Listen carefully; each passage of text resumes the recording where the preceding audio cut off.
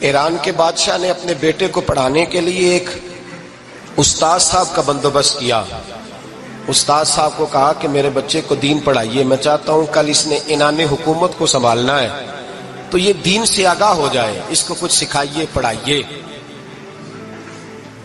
بہت نیک بزرگ بڑے درویش عالم پڑھانے لگے، اسباق مکمل ہو گئے، دین کے اسباق قرآن مجید پڑھایا، احادیث طیبہ کا درس دیا، اصول فقہ سے روشناس کرایا۔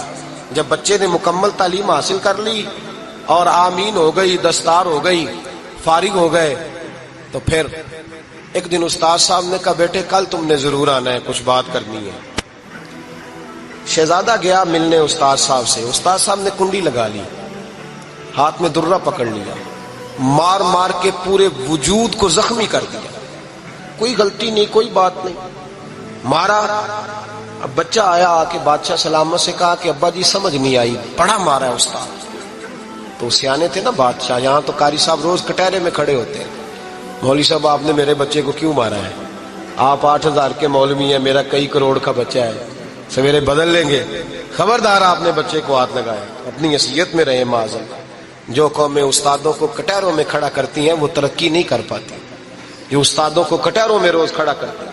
کہا ابا جی بڑا مارا ہے، تو والد بڑے سمجھدار تھے، کہنے لگے بیٹا استاد باپ ہوتا ہے، وہ زیادتی نہیں کرتا، کوئی بات ہوگی میں تیرے استاد کو کٹہرے میں نہیں بلاؤں گا۔ اماں سے بات کی، اماں کہنے لگی بیٹا میں تیرے باپ سے کیسے بات کروں، ڈرا تھا۔ وقت گزر گیا، 22 سال بیت گئے، 22 سال گزر گئے، بادشاہ کا انتقال ہوا، شہزادہ تخت پہ بیٹھا، پہلا حکم یہ دیا کہ میرے استاد کو بلاؤ، پہلا حکم۔ استاد جی بوڑھے ہو گئے تھے، چھڑی کے اوپر ٹیک لگا کے آئے اور بھویں سفید ہو کے جھک گئی تھیں، یوں آنکھ کھول کے بڑی مشکل سے دیکھا، کہنے لگے شہزادے حکم ہو۔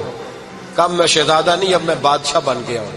استاد جی 22 سال بیت گئے، آپ نے مارا تھا، پر وہ درد چونکہ زیادتی کی تھی، میرا قصور کوئی نہیں تھا، تو نہ میری روح سے درد گیا ہے نہ میرے جسم سے گیا ہے، میں بے اختیار تھا، پوچھ نہیں سکتا تھا، آج با اختیار ہوا ہوں۔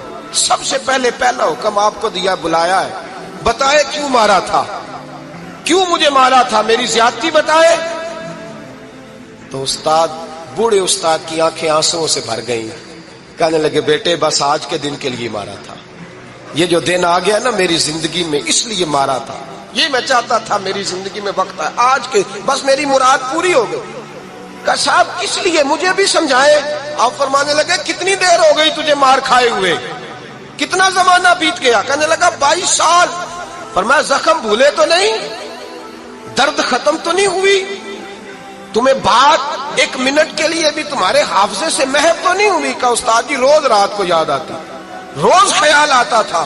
استاد کہنے لگے بھائی تو بے اختیار تھا، پوچھ نہیں سکا، 22 سال تجھے یاد رہا، مجھے پتا تھا تو ایک دن حکمران بنے گا، میں نے تجھے اس لیے مارا تھا کہ بیٹے یاد رکھنا، کسی پہ ظلم نہ کرنا، اگر تجھے 22 سال تک یاد رہا ہے تو جس پر تو ظلم کرے گا اسے بھی قیامت تک یاد رہے گا۔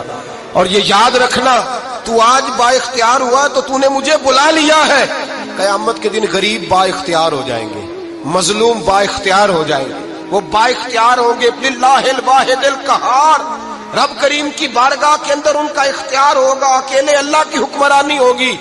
پھر وہ بلائیں گے، بڑے بڑے کج کلا دنیا میں جن کی پگڑیاں اونچی تھیں وہ سر جھکائے کھڑے ہوں گے، دنیا میں جو ڈکٹیٹر بنتے تھے ان کی پشتیں لال ہوں گی، ان کو غدار لکھا جائے گا، قیامت تک نہیں بھولے گا۔ ظلم کرنا تو سوچ سمجھ کے کرنا، اتنا کرنا جتنا تم سہ سکتے ہو، اتنی زیادتی کرنا جتنی قیامت میں تم برداشت کر سکتے ہو۔ میرے نبی کریم صلی اللہ علیہ وسلم نے فرمایا ظلم سے بچو، یہ قیامت کے اندھیروں میں سے ایک اندھیرا ہوگا۔ زندگی میں زیادتی نہ کریں، اگر تھوڑی دیر کے لیے کوئی چیز برداشت کر جائیں گے تو وہ فائدہ دے جائے گی، کچھ دیر کے لیے اگر سہ جائیں گے تو نفع مل جائے گا، سہنے کی کوشش کریں لیکن زیادتی نہ کریں، نظر کو، سوچ کو، ذہن کو پاک رکھیں۔ اور میرے بھائی زندگی پوری ظلم سے بچیں، زیادتی سے بچیں۔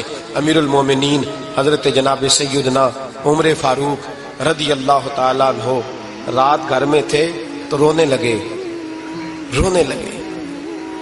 بڑی دیر تک روتے رہے۔